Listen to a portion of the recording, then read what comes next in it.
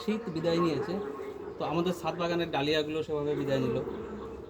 এখন আমরা কিভাবে সংরক্ষণ করব, দুটো পদ্ধতি আছে ডালিয়া সংরক্ষণের জন্য, আমি পদ্ধতিগুলো দেখিয়ে দিচ্ছি।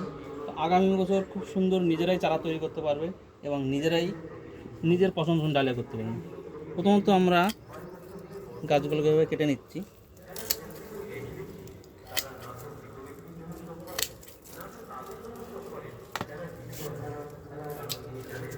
দেখুন, গাছটা কেটে নেওয়ার পরে কখনো ফাঙ্গিসাইড লাগাতে কেউ ভুল করবেন না। এভাবে আমি ফাঙ্গিসাইড লাগিয়ে দিচ্ছি সেফটির জন্য গাছের।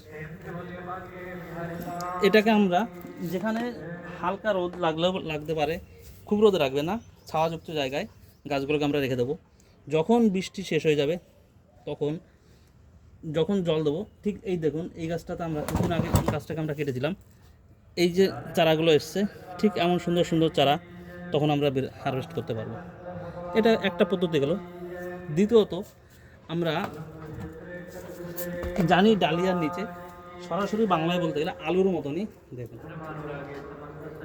এই যে কন্দমূলগুলো থাকে, এগুলোকে গাছ থেকে জলে রাখলেই এর মাটিগুলো এমনিতেই ছেড়ে যাবে। ছাড়ার পরে একটা দিন আমরা রোদে শুকিয়ে নেব। শুকানোর পরে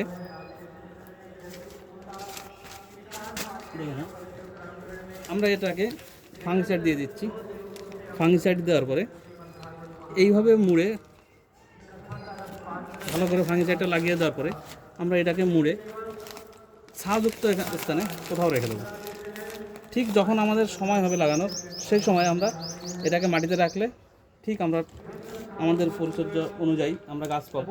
বা এভাবে না রেখে আমরা বালির মধ্যেও রাখতে পারি, সেক্ষেত্রেও আমরা সংরক্ষণ করতে পারি ডালিয়া ফুলের যে আগামী বছরের জন্য যে প্রস্তুতি আমরা নেব সেগুলো।